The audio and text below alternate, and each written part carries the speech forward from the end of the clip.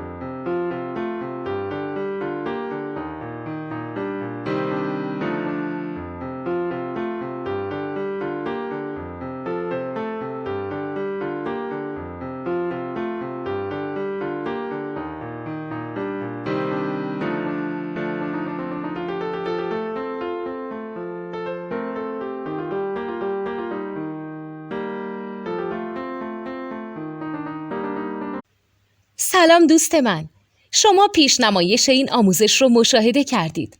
برای دیدن آموزش به صورت کامل میتونید به وبسایت نوت 2 که مرجع آموزش موسیقی هست مراجعه کنید.